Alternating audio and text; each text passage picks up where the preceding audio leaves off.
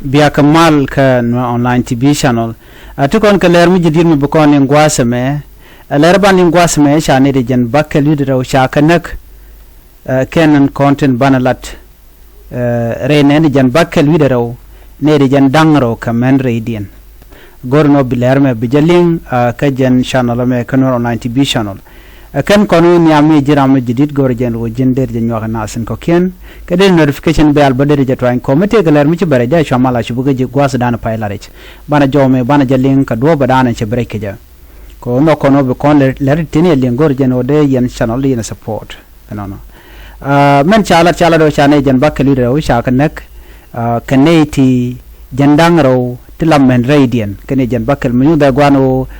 neiti janwan widero ke wuni telegan mishala tin bani jan bakali raw akane konya nak ne jandang raw kamen en kuren ci to ka re wacca ka sa Sudan kore me to ka kam jani karodian ngai kone jang te re tere nakan kon kujame not karodian te gun mishala ma mer bat marol jene wud janga charaje mo cha jalat wona na ci kore mo cha to ka changa jandang raw badak kan changa jandang raw bangwan ka pay di ron kin jandang raw di ke report pay kan nun ka jan gwasmen tama ci kala do ci penna te chupka ne jan bakal wi raw area ga mo to ka rewich en chal kay ton is county wajane ton is county ne di jan bakal wi raw kan ko ne ci liwten area ko mo cha dul to wan long cha ka wang akan jang karodian bikanget ka cha kwak cha ka petin lo kwak tung wan cha ka pech akan kamin karodian ka shika neiti shop ka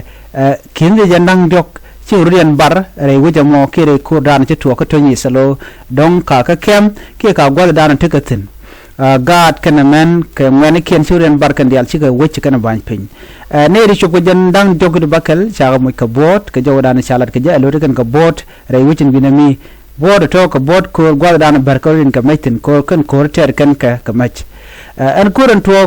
re wuc mo to re wini shal ke wunyek akuk payam ka dorodin mishal ka pabong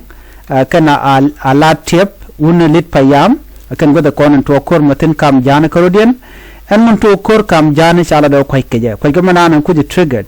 kuingo ka duno chala do dundien dun tere ter munan shoda lat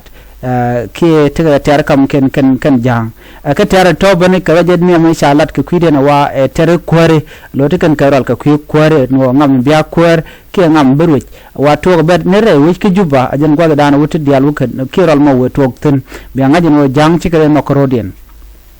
kan jidure tin cinyen shwal ka kenena dorm shale loach jang kan jal wow community kaniten content cha kormo cha jater ka ton is county ala dorkel kan dor content ci gwaj ketin content ka kor so ban jome ban jeling no are kormo cha kwakto ngwanong cha ka kwal ala kwakto de kok ka yuti million so Sudan pound ka joran shalat ke je kan kwakien ke kwakto content cha kwelen gwad mo tin cha lutit are ko dan ci tok ci kuma warap mala kuma kirma yadit ki dorien no chiloden cha jada long ko do badana cha jangro di naka kaja alo kene shi ga feel sad long ke chi ga poje long ko de jang de gal nyen ka gui kan nyen kan war ku jemani gur kan ode ga te ka mat ka rodien ko de kan war kula nak but right now ne te ko na liu ka lay kan ne ten ko na liu kan ware imagine ne de chogo jan bakka liu raw ti ci liu kam yen ka rodien no wa cha ga no jasla mi di long ci kuma jane ci rodien jaden wo bi kan tar ka manana tiar kare wicin binimi bi kan gor ko ngai ko na gwanwo janga jan gwal me te kare chaos ni ci kare len ka rodien ko te ga te tok to banan len gwad mena ala wuri shalga me kirma yadit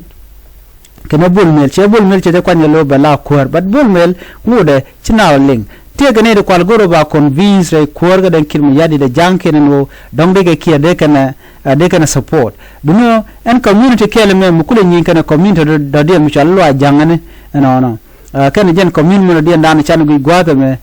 men yak shole no ke ta dan ci kombe to je re doaren kan jang no wa kan community local rodien wa ci ga tukre kore ka duptun wan no ka jen payam chal ke wunya ka kok payam kana pabong ka la tieb wunulit payam wa ken chikuren ling community machal ka melwa jang kana jalwa community wa ke two separate community te goli alo te ka community ken mo ko marginalize ngwada mo mlat ke jek ke jen community dana kuna la joje tema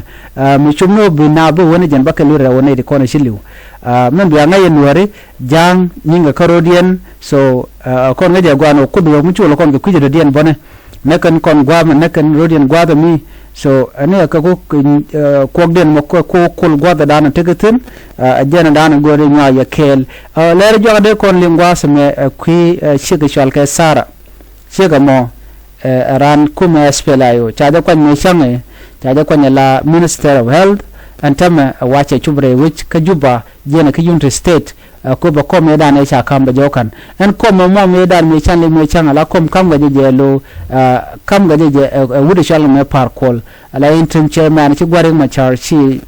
gol na mo chaje rejag ne ke ci chemu chala ro chaje rejag ba ta me to go chaje convince en chega mo ko chaje go no me SPLAyo ticket ci kuma aji SPLAyo ticket se ko kuje mo kanija ajana wa wuga jere wuga juba mone ban mo de tele mi ci to ka kuma SPLAyo ajanta ya dana tetin par kol just lan ma tot do no ne de ko kende ci rejag me changi ci kai she Dr. Machar non anjile na tay hion par kol ikene rejag total e kan jira na SPLAyo so na mo ngoda bo tel ti chane no badi shi ma che no no bo won gwada mo ko te radio mi cha je ki mi cha kwan chawo da link ke kuma SPLAyo dana tetin jen elo yal ka Dr. Machar che Dr. Machar che de betray but ko ja jogo dum SPLAyo be yikten jana na go de nwa ya kel beta kamal bye bye